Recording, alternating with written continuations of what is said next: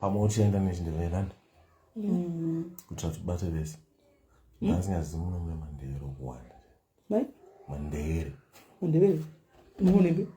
ndikati ndosangana navo ndakasangana navo akawanda, so we might also want to explain the policy. All right. Okay.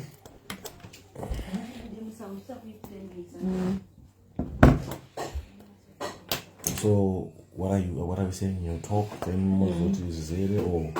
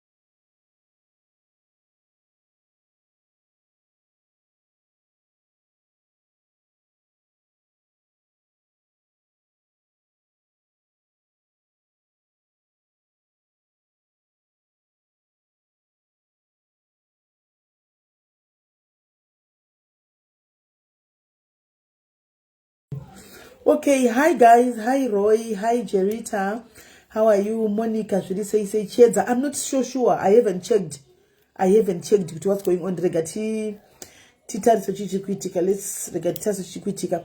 Hi Rere, how are you? Opa, should you say Alice? Should you say hands the people to akoma? Yeah, for my addresses. Thank you guys, thank you Blake. Yeah, and I'm Blake Mongosi wao. Yes, maisha mimi mrisena kasema chena sure. My kids mrasta, how are you? Ndandami utabat ndafura. Solo J Master mrise itonga mchirai.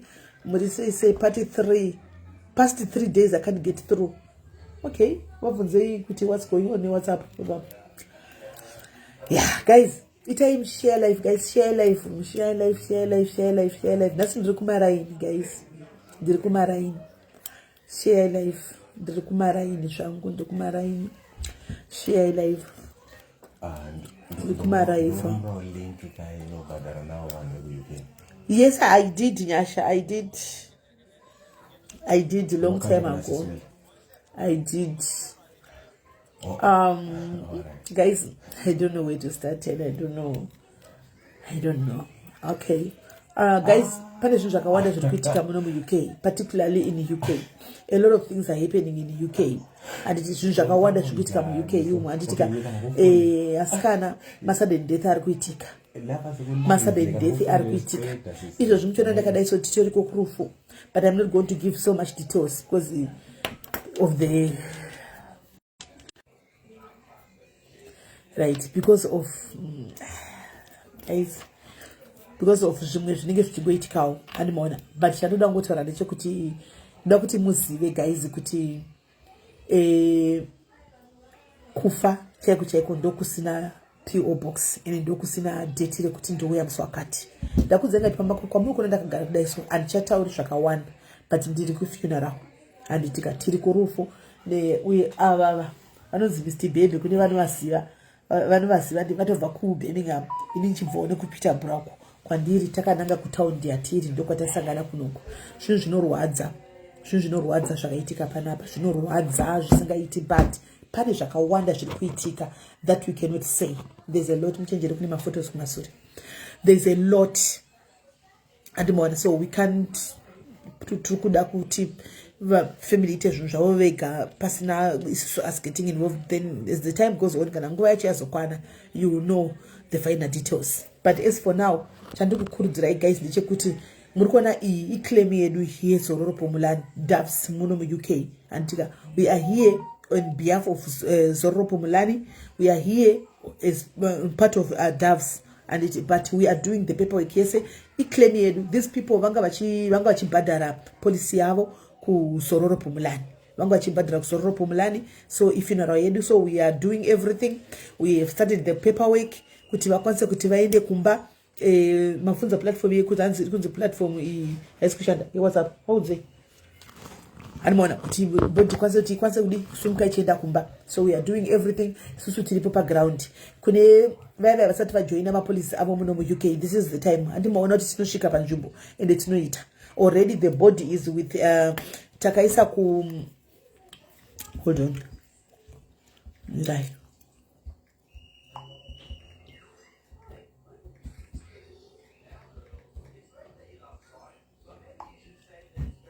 okay. Body itoriko kuno kwatakaisa body ndikazotaura anogona kuti mafinal details ndikazitaura ndikatige kupatare pana animaona. So we do everything. So haitendai gonese zviri sei.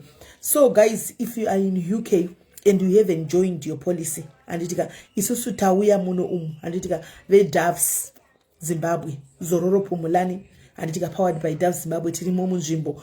Get your policy. Panapa incident death yakatoitika guys, ende zvinoitika usina kuzvitarisira, zvinoitika usina kuzvifungira. Andimaona zvinotongozoshoka mhuri zvatoitika. Andimaona senge case yandotaura panapa takagara panapa zvikutongoshoka munhu wese because of zvakaitika zvacho. But nenyaya yekuti vanga vakarongekawo, vanga vaine policy wo anditika mudzimai was paying the policy yake zvakanaka. Here we are mavunza uyakura bachimudzokoza chiedza kuti hanzi Zororo WhatsApp platform. Once you click the conversation starts there and it's an issue yacho. So I'm waiting response. Okay. Yeah, all right. Response. Okay, thank you Lennon. So ndozvatinazvo guys, ndikuti my diaries I didn't cause how are you ndikuti my diaries ese ari ku diaspora. Be diaspora, I'm talking of any country. Takaita me clinic Netherlands takatoendesa body kumba andichika this is the second one muno mu UK yatiri kuendesa futi body kumba. Saka na uri mu UK andichika uri ku UK uri ku Canada uri kupi tinoita zvese. We do everything and get your policies guys. Tora ma policies enyu muite izvo zvindiri panapa. Ndiri kufamba na Mr Baby tasangana pano. Mr Baby muri kubvepi kodera kunoku andiri kusirai come close. Right, in ku Birmingham Paris zvino. What happened there? Zviri kuitika ndezvekudai. In a week paitika 2 ma funerals. One yanga iri yemunhu akarohwa nemota. Then yamati we cannot disclose at the moment kuti chii chingangaitika because of my family issues. But as it stands, it's a pity having experienced my funerals also kuti one yanga isina police, imwe yacho yanga ine police. Now isina police inotemesa musoro pakuti muri kuigwa nedambudziko zemhuri muri ku UK. Ndeapi maoffice amonanga kuno consider kuti zvakawanda zvoendwa in what offices. Exactly. So it becomes easy now for family yanga ine policy because sezororo tikushandzana nevanhu ava, we know the right office to knock. So apart from mapepa chete, uko kunoro kusanganiswa mari kuti kwai ngatiunganzei kufamba ndiro. Uyaunganzwa mari ndekupi kuchazounganzwa mari yekuti kwai munhu ainde aperekedzwe. Thank you very much. I've got people who are coming to my inbox varikuda kujoina Doves. I can see your messages. I'll attend to you soon. Guys, varikuisa my messages avo in the UK. Okay, so uyanga chibvunza kuti WhatsApp hanzi for now tapindurwa hanzi for now it's not working on international numbers, but the IT department is busy with it. Hanzi for now it's not working on international numbers WhatsApp, but manje the IT are busy nazvo anenge akuita. Andimana ansenga denda ndisikumbotenga denda ansenga rurimisha senga rurimi rwangu asimbotsenga dendini pira denda nditsenga rurimi right. Saka then imimi chidudzai uko kwamuri uko imimi kwamuri kubva uko konga kusina police uko anditi makwanisere mari body kubva panapa kwenyamba kuri kunzi mari. Okay, the thing is in total iri kunzi 8.5 8,500 pounds. 8,500 ichizokumbigwa kuti discount it's a long and painful process. Mari yacho yaunganidzwa 3,000 pounds haisati yasvika. Hazidi yakwanza. Esati yasvika. Ndo yandikureva kuti we are having my lessons per 2 cases aitika at the same time. Imwe they are not bothering. Yes, Egifa. Yes. We do provide a bus. We do provide a bus. So kana une policy yako, pa unotora mapolisi aya, mapolisi anoto yakasiyana. Panotori ne policy ine bus kudhara. You can take a policy yekutoti bhazi rinenge ritoripo already. Ushobhadhira policy yako seyangu inini. Ndotoziva kuti bhazi riripo. Muri kuona iye pano patiri panapa. Pano patiri panapa pandiri kutaura apa. Anditika kuno ku UK yavanga vakatora ivo. It's including hash. It's including casket, chema, bus benefit yavo ine bus benefit. Saka vacha kunenge kune bus ku Zimbabwe upon arrival yavo bus rinenge riripo richivatakura hama and everything, documentation assistance, graveside equipment, lowering device, flight repatriation, antika 2 tickets for family, one way or a return ticket. So per 2 tickets apa or a family one way. Let me explain ipapo and it. Let me explain ipapo. Unopiwa ticket rako and kana uri munhu 1. Unopiwa ticket rako rekuenda nekudzoka. Andi maona kuti uende nebody obva wadzoka. Kana kuti muri 2 munobva mangu pa 2 parikunzi 2 tickets apa munobva mangu endeswa muri 2 kudzoka mozvionera. Animona kudzoka mozvionera. Saka zvinenge zvavakwamuri imimi kuti munoda zvipi. Kana muna ari 1 munhu ari kuenda munobva mangorova pasi ouza nekudzoka naro. Kana muri 2 mubva mangoenda mese muri 2 kudzoka mona kuti modzoka sei. Right, sisimeli mauya zvakanaka. Nemunhu atobvunza question uyu maybe atotisa pane chimwe chikamu chakakosha chatofunga kutaura. Umwe ari kubvunza kuti okay tiri kunzwa kukosha kwepolisi yenyu. Iyoyo inogona kutora munhu kubva ku UK. Chokutanga sisimeli vataura kuti iri kutora vanhu veku UK. Takamboripatriata from Netherlands. Iyi policy yatinayo inonzi worldwide funeral plan. Hama yako iri kuChina kana zvaibvira itege pa live inoi. Hama yako iri kuAmerica itege pano. Mubvunzo uchiti sezvo mari dziri involved because mari dzatiri kutaura irefa. Yes. Because ticket harisi kugara rakatengwa ka. Riri kutengwa ipapo. Munoziva ticket rotengwa ipapo rodhura. Yep. So we are talking of a case yokuti mari dziri involved dzakareba. But mubvunzo uchiti so monthly unofunga uchibhadhara premium yemari. Monthly tine single ngatiti uri wega papolisi. Iri kuita iyo 299 rands, 299 rands. Sisimeli 299 rands uchichinja kuma pounds. 13 pounds. Right, ye family ainyanyosiyana. Ye family I 319. So at 319, which is your negligible? I think somewhere around 16 pounds. Yeah, somewhere around mochi tora calculator moedza kubvisa marandi. Tatenda, then you just convert kuti 13 pounds yo imari kuma US dollars. Then that will be your money. Yaunobhadhara pamwedzi. 13 pounds yo kana kuti 16 pounds yo imari kuma dollars ndo mari yaunenge uchibhadhara pamwedzi yoyo kwauri ku USA ikoko. Right, umwe mvunzo unogona kutivera ndokuti kotobhadhara papi, where do we pay? Yes, if you want to pay it's easy. The link that I have pinned, link iro very easy. Unogona kubhadhara pa link iro rero. Pane link randapina apo. Just go to that link, you pay straight away. Chakanakira policy yedu yesororo. You can even pay for a year. Guys, obhadhara gore rese. Was like inini ndakabhadhara 4 months. Ndakabhadhara 4 months. Ndakangoti kuna Mr. Fungai oi mari yangu indisendere enda kundibhadhara 4 months. Ndizoti for the next 4 months and I'm covered. Yes. Izvo zvigore riri kunotanga panonopera 4 months dzangu ndatongobhadhara gore rese. Yes, it's not a lot of money. Unogona kubhadhara gore rese andi mona obva watogara uchizorora uchizoti chi gore rese ndakabhadhara policy yangu. Okay, ndisiri kutaura mukunyomba customer isa filter here apa ndikubudasa. Yakubaya mbilipo wabaya iwo. Yanga isina filter mbilipo wabaya ikabuda. Ndaura senge munhukadzi ka. Azvina basi tikutaura zvebasa, katite zvebasa. All right. Right, umwe mvunzo imwe nyaya yanetsa hatisi kunyomba because zvinogona kuitika kuti vakatarisa live ino ndo vaka-affectiwa. So far paitika 2 cases prior to this. In a space of 3 months, I think munofanira kunge muchivaona pa social media. ende rombo rakashata kana patagwa mari idzodzo ndiana nani mari yakadaro hakuna kazhinji rufu runoitika nasina kana senti nema-hours nokungwavha month end ka rufu runenge rwauya maiwana bhiri remuno unoriziva rakamirira kuti ukafe saka ndinozoiwana kupi 100 pounds kuti ndinokontributa uku kusina polisi uku senge ikwauri kubva iwewe munhu akasheka uyo akaita sei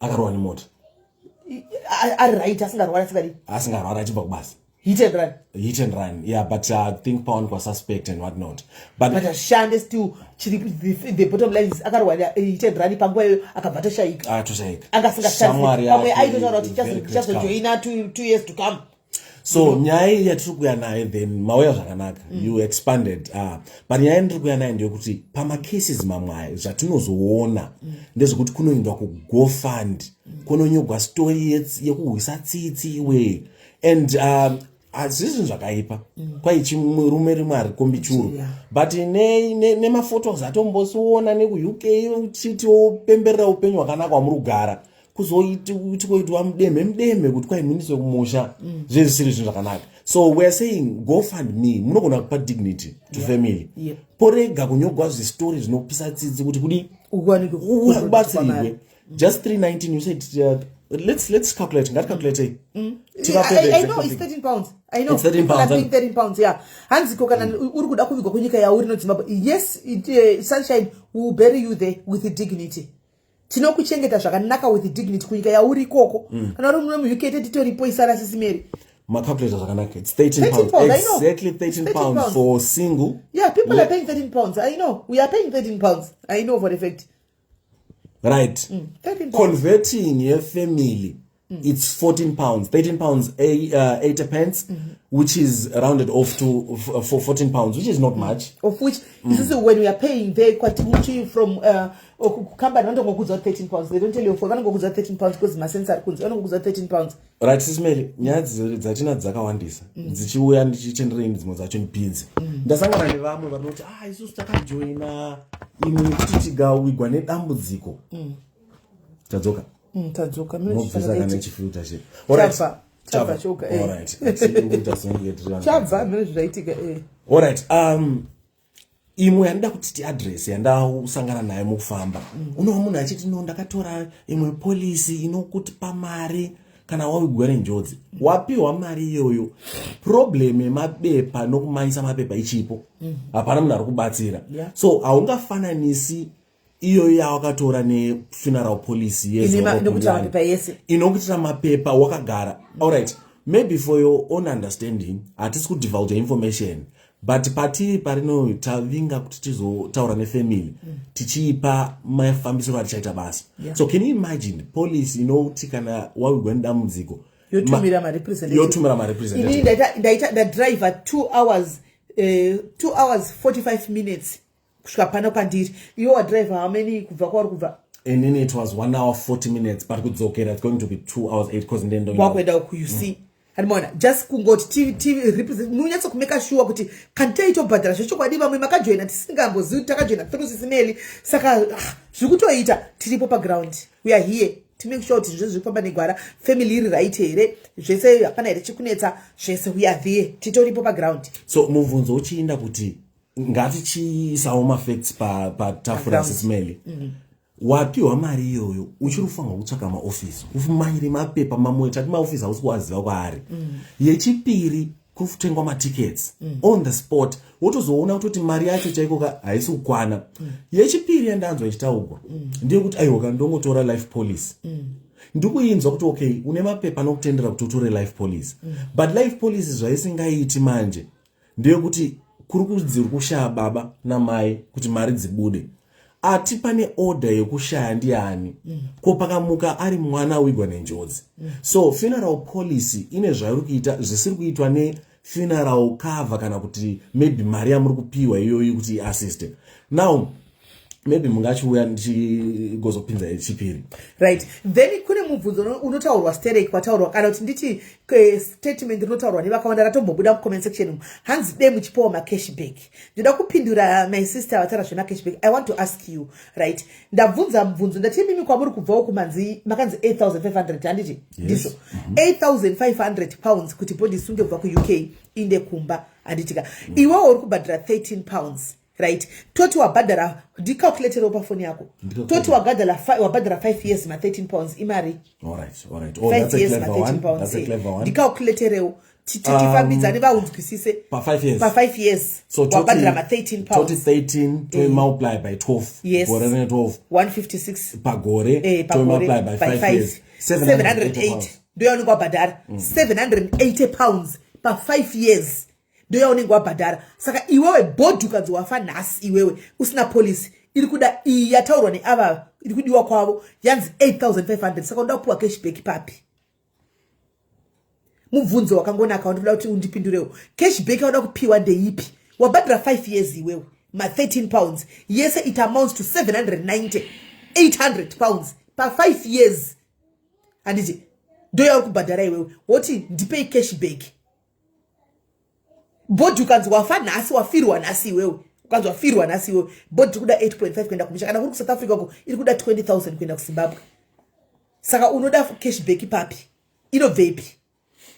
Right, imwe futi yotevera tikutaura nevanhu kumusha vatoziva zvakanaka ndiyo kuti vamwe vane matyira chaiko hanzi vakangasabisa I think right ticalculator imari maybe takanganisa how much is it ndinoda runyararo tiudze how much did you find 780 times 5 I think ayo sesimeli 13 pounds ka gore rine mwedzi 12 to multiply by 12 yoita 156 ndesi by 5 to multiply by 5 saka hapana chakanganisika 780 ndiyoyo hapana chakakanganisika ndinoda runyararo calculate on your side.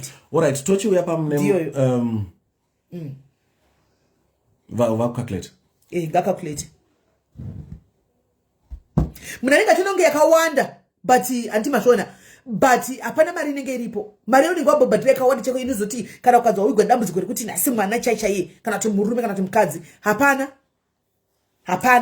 Okay, tiunze imwe futi nyaya iri kunetsa vazhinji maybe nyaya yekwatobva because kana uchifanirwa kunotora passport unoita building technology hatisati tanyatsoigwira kana sezvezvi kana tichiti zororo iri kubatsira vanhu kuchina iri kubatsira vanhu kuuk tinoda kutoziva kuti ofisi iri papi but ngatitaurei mafacts right now makauya kuuk mukuita zvakasiyana-siyana.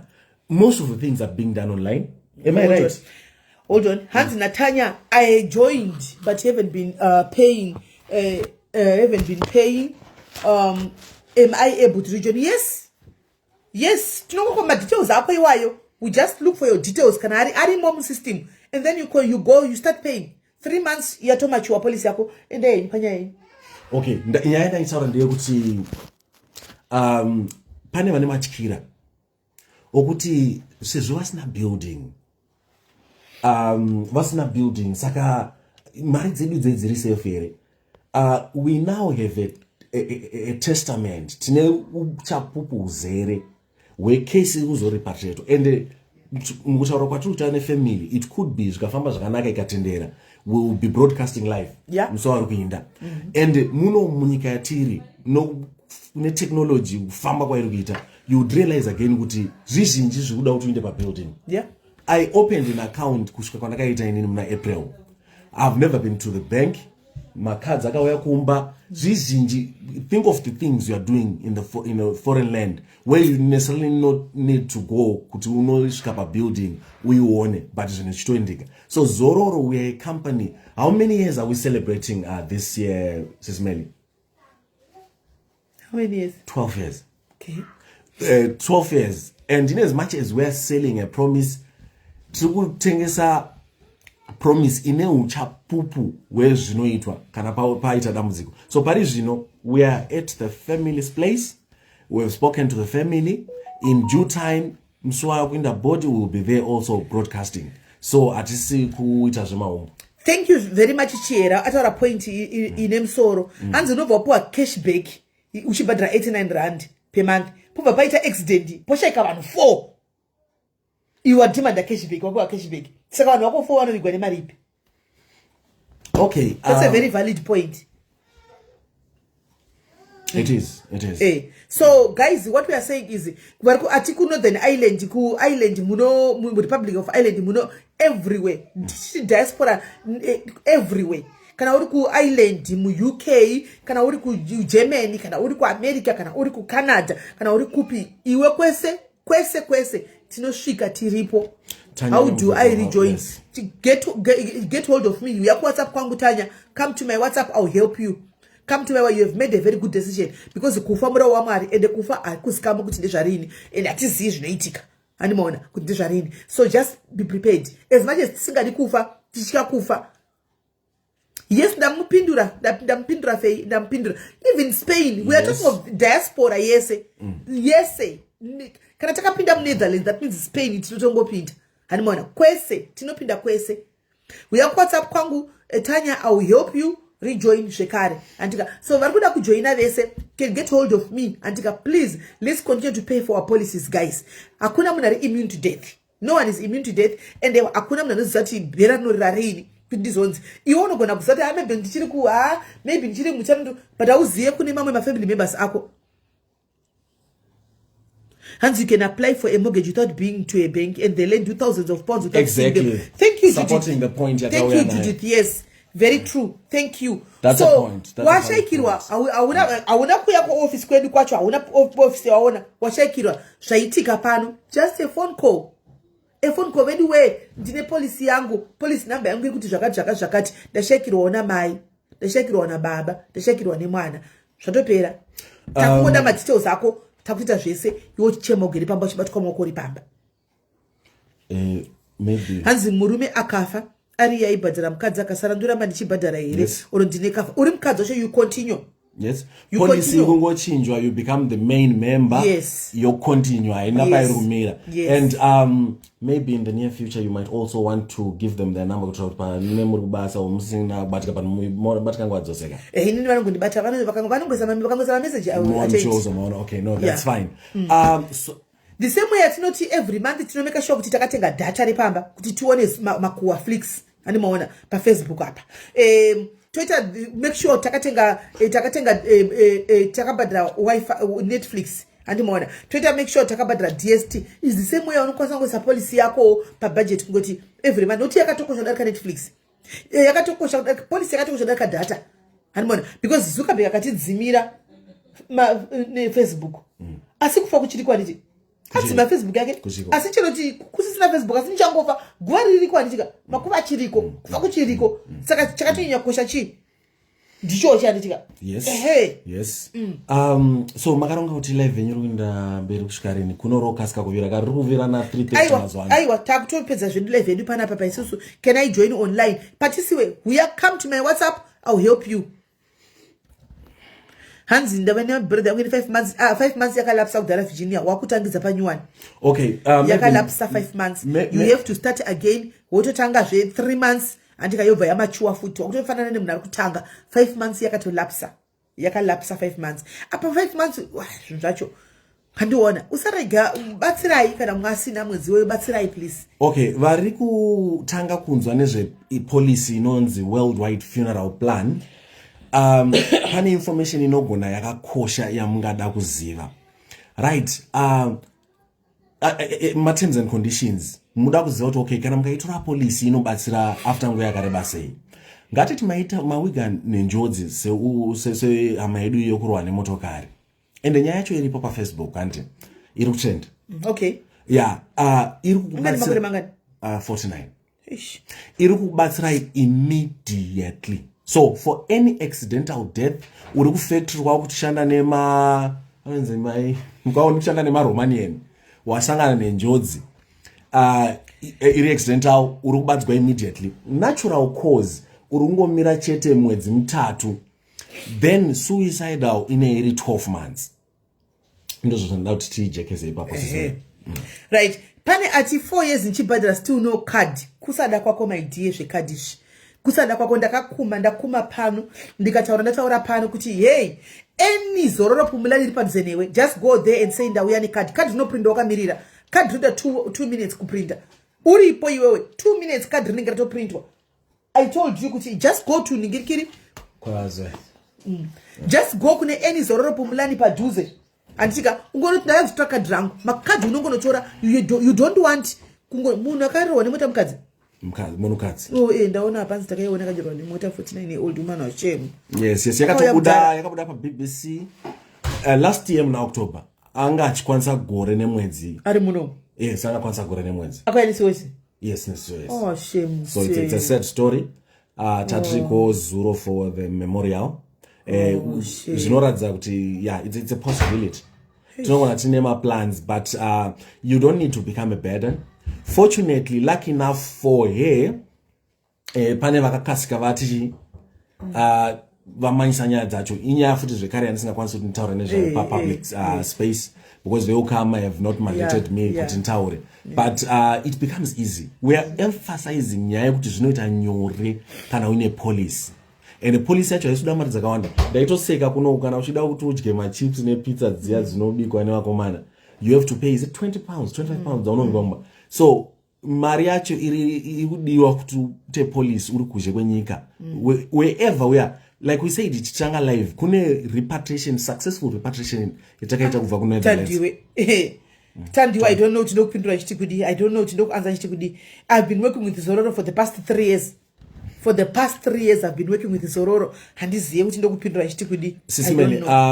You mentioned kuti sataura nyaya kukasika okay vari mu UK munoziva kuti 340 chaiko zuva rero todi ratovira takaita dambudziko endewo tinofanirwa kunzwawo kuchema kwavo. My WhatsApp number ndiyo guys pane admin iripo here so that they can pin my WhatsApp number vanenge vasipo asi kana data taita guwa ngade vaserere gaindikupe number yacho ini huye nikisi kuti chikuyo namba yangu yacho ndira ndikupinire namba yacho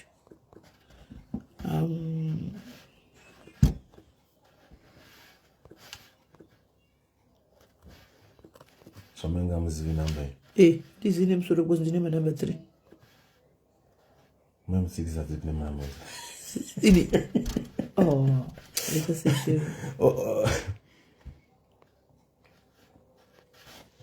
okay so one thing chakaitika zvekare ndipe wangu minutes mashoma sisimeni chinchenjo kuchondoradza semunhukadzi chichipo ichi okay one thing chatakasangana nacho ndechekuti kweiyo Zororo yacho zvainenge inongoita nechishona chete isn't it and tine vamwe ngicela ukuthi ukhulume ngesindebele please bafuna ukuzwa amandebele akhona lapha bafuna ukuzwa ngicela ukuthi ene uyichaze kahle ngicela ukuthi ukhulume ngesindebele bazwe kanti wena uyasazi na mina vele mina ngiyakhuluma multilingual usifunde kuphi mina hayi ngihlala nawo amandebele musi nginawo amafans amandebele la okay awuthi ngikhulume nomthwakazi manje umthwakazi omuhle now iZororo Phumlani ayisonto yokuthi mebhinto esishoneni kuphela ngengezwe bathi kanti kwangani into esishoneni ngoba ama live ahlale esenzwa ngesishona ukwenza kwakhona okunye kwasikhona sikuzwa yebo yesihlangane nabo abangasazi isishona ke so awuthi sichaza udaba esihambe ngalo namhla abangezwanga siqala sivakashile sisemzini engikhamba nayo sisimeli usuka from I think indawo 2 hours 45 minutes away nami ngisuka kwezami indawo sizohlangana lapha ngemfa njengoba besisho ukuthi lwehla lungehlanga kunabanye abayole isimo kwayimanje asikhona ukuveza ke ngoba abomndeni bathe bafuna iprivacy kodwa ngokuya kwesikhathi bengakhuluma kungenzeka ukuthi baphupha ubufakazi silapha nje ngobufakazi bokuthi isithembiso siyasigcwalisisa kumuzi lo esikuwo kwayimanje bebe nepolice yabe 319 ade beyikhokha from that policy ye 319 izothwala umuyi isiyamshiya ekhaya inebhasi maburisa zwayiri kupha ibhasi izobapha ibhasi izobapha ama tickets izobapha ihash izobanikeza i-casket izobanikeza ichema izobapha i-bus benefit izobanikeza i-documentation assistance izobanikeza i-graveside equipment izobanikeza i-lowering devices izobanikeza i-flight repatriation and then 2 air tickets for family, 1 way or 1 return ticket. Okay, ukuchaza le indaba ematikiti ngoba eke sahlangana nayo kwangani kuba nokukhononda.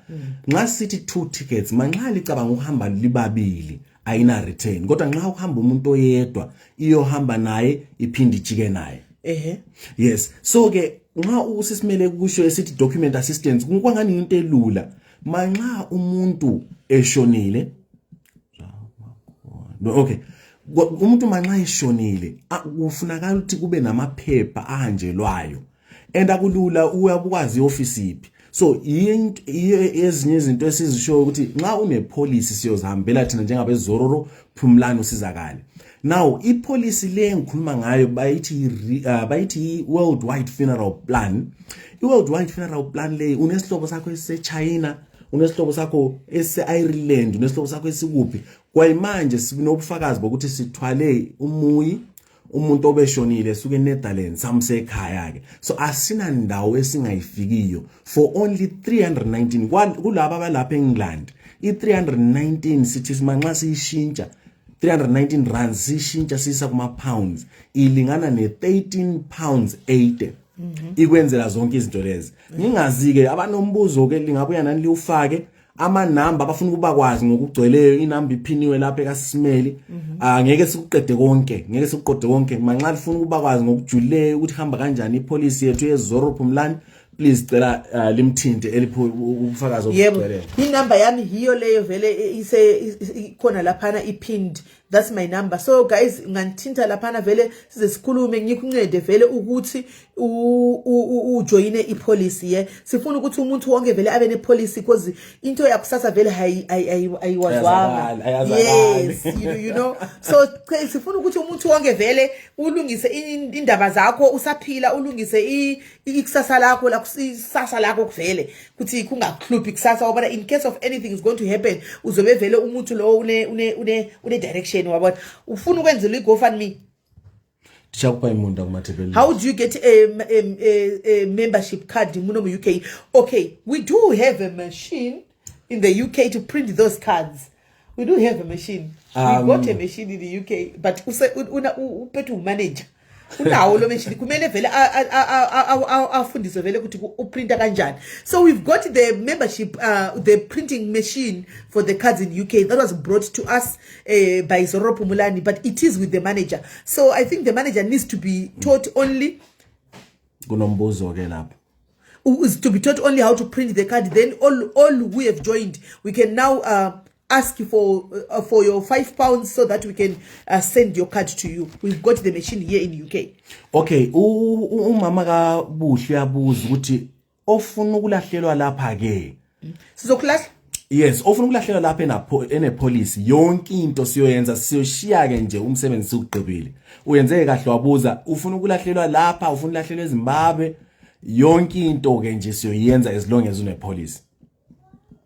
When you are ungenzi lutho nje okwakho yikusebenzisa phone. Okay, maybe for those who might not know, let's say there is a claim. All you need to do is to pick up your phone and lodge a claim. That's it.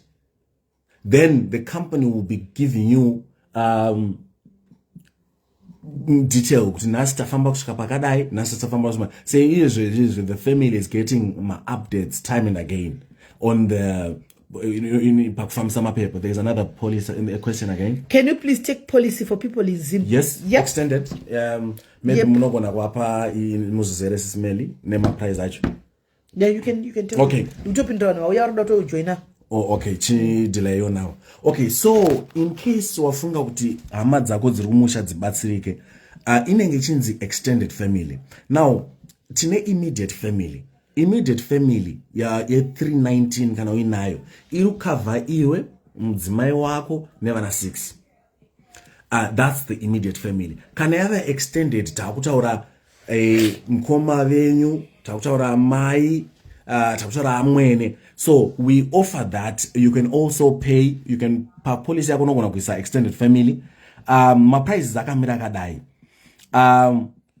Kune 60 rands, kune 80 rands, kune 110, kune 220. Ye 60 rands ino pay. Ino kubatsira ne documentation, gravesite equipment, lowering device. right, ye 6-8 runs inokubatsira ne flat lead because macoffin anosiyana yatiri kutaura nezvai 319 nechikupa last number inonzi dom. It's your beautiful casket, but yatiri kutaura ima-60 ma-flat lead. So kana wakuri kuti wakudawo dom kuti vanhu vari kumusha vavigwewo zviri nani ineri vavigwewo nebhokisi riri nani ineri 220, and the extended family zvaakusiyana manje ne-immediate family. 319 iri kubata imi mese semhuri, but extended ineyokubhadhagwa pamunhu wauri kuedha. Handisi kuti takwanisa here kupindura mubvunzo wenyu. Then kuno mama kaOmhle. Okay, uyabuza mama Oluhle ukuthi kuthathwa isikhathi eside njani ukuthi lilungisa amaphepha ukuze umuntu ehambe ekhaya. Okay, ngizophendula ngithi, do you want to answer or should I answer? No, you can. Okay, mama kaOmhle, ngumamdluli, ngumamdluli Manyathi. Manyathi kusiya ngokuthi ukephi. Kushiyana ngeindawo. Uzothola ukuthi manxa siseningizimu your 3-4 days, maximum 5. Ngoba ke kuyabe kufunakala ideath elitholakala home office, lapha sithi home office. South yabe babe ithi home affairs. Kusiya ngeendawo bana amagama ahlukeneyo. Kuyakufunakala ideath kube nezinye amaphepha azosuka kuyo. Kusiya futhi ngokuthi imfa ihambe kanjani. Awuthi ngichaze ngibhekane nemfa esinazo lapha. Is it safe to state ukuthi ayisesef banozivakaziva nti? Yeah. Let me not state, but kusiya ngokuthi umuntu ushone kanjani. Nxa ishone nge-accident uzothola ukuthi ningakamthathi amaphoyisa azofuna ukwenza ukuthiwa i-postmortem, and i-postmortem depending ngokuthi bona bathatha sikhathini. It's not something ukuthi linga-influencer njengekhampani, so kuyahlukana. But uchazile uMamdluli. Mamdluli, ama-cases esinawo la wonke asemaphoyiseni. Asithi umuntu uyishonele akula ndaba ade zihlanganisa amaphoyisa, uzothola ukuthi sibhekane not more than a week konke kuhambe ngendlela. But like I said, everything is dependent. Ngaleso sikhathi ke uzothola kuyakusiza lina njengomndeni ukuthi liqhubeke ngempilo. Abafuna ukuya emsebenzini beqhubeke siya kuphi emsebenzini, akudingakala ukuthi selishinda bazomsebenzi ke ligijimisa ngaphepha. Thina ke okwethu ukulinda ke kufoni, namhla sesithola iphepha elithizeni, namhla sesithola iphepha elithizeni. So yeka ngisho ngobufakazi bama repatriations esawenzayo ukuthi ayisonto esithathela more than a week ukuthi sihlanganise amaphepha sibe siqibile. Kodwa okunye kwakhona sokusiya ngemfa ukuthi yenzakale kanjani. Kwayimanje lenye ngiyaziyo ke ngakhona ukuthi ngisho sineviki amaphoyisa esanjani esafuqana nalezo ke eze postmortem. Ngingazi ukuthi ngikuphendulile dade. Sisimeli, we should be wrapping it up. Right. Anzi from the UK before police no badala kushikana ma okay. Unogona kushikira wafa because unogona ngofa mangwana, unogona ngofa after 60 years, unogona ngofa next week. Andiji chema, what does it cover? Chema imari yatinokupa iwewe kukuchema newe. Anti iwe wagara ukafa bana batinobvisa ma 5 cents ekuchema kuti wafirwa. Saka imari yechema yatinge tikupa iwewe kuti wachema. Ukushika musha utenga makabeji, kutenga mombe, ukuthi asey zvakasiyana. Similarly, do you know where I can find the office in Cape Town? Masvano, we are using Google, my sister. Google will take you exactly where the Zororo Pumulani offices are. Just use your phone, Google, where is Zororo Pumulani office in town, it will take you there. Then you want to address papo, woto in the papo. Mazano kune Google, do you know go shanda? Also, you know, we've got a website. Zororo has a website. You can go to, you can just type Zororo Pumulani, the main website will take you to uyabonga Mamdluli, siyabonga ngoba uphendulekile. The main website will give you my office wose. So ku Cape Town akuna office imwe, kune ma office maviri. So just go up our website Zororo Pumulani, you will find a list of all the branches in South Africa.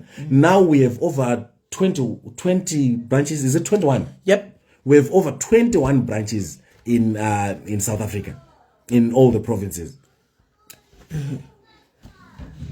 Right, guys, I think indatona vakawanda vauya vakutojoina panapa vada kutojoina panapa vakawanda. That one is from Ireland. Yeah, this one is Ireland. Hold on.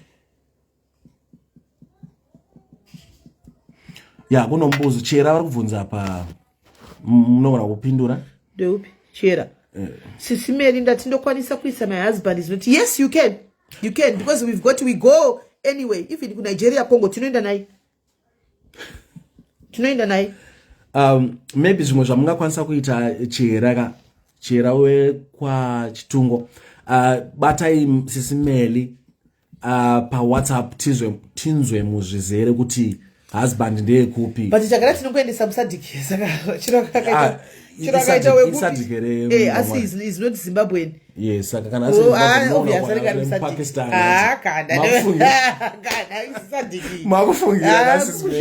Nigeria kuzvigana uku nai une murume Pakistan here naichera murume wakumukula murume wakumukula here naichera semunomutaona vachisangana nemurume zvekunosvi dai munokula here murume wako naichera aiwa Nigeria, Congo, Ghana ikoko ndokwavanoda kamazimbabwenzi vanoti kwai kune rudo zvisingaiti.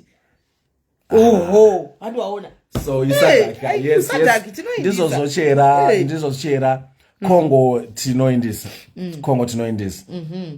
Right. So guys, thank you very much guys. Ndokubatai ndasvika kumba ndisika ndakuda kuti tichionekanawo nefamily tichifamba kuchakachena tichienda ndakutotangisa kuti zero zvokuti ndakaona ndambudziko ndobatsirwa here. Tangisa clear. You should be having a policy, my sister. And you should be having a policy. Itako wena my sister 89 unongotora 89 yai 89 rand pamwedzi.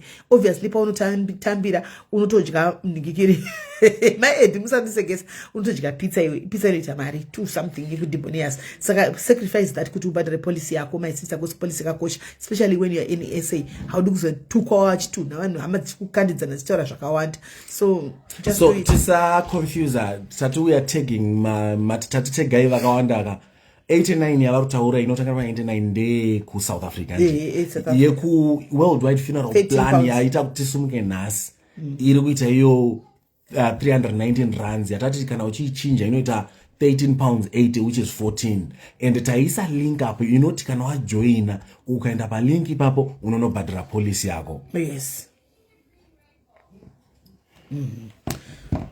All right guys, thank you very much guys. Tobatana paleta anditika manje so tinenyaya iri kupisa.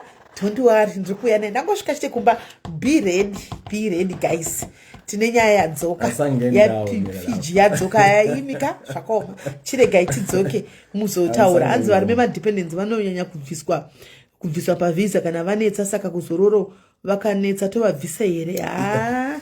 Handizozivi yangu isusu sezororo hatikuridziri kuti vanhu vaseparate dzemafamilies hatipindi, but the thing is wazovhisa iyo wainayo maybe wazofunga wazosangana neumwe, it's still fine, you can put them as a spouse vanobatsirikana. So yeah, that's it. Maita basa Sis Mary. So thank you very much guys. Antika tobatana paleta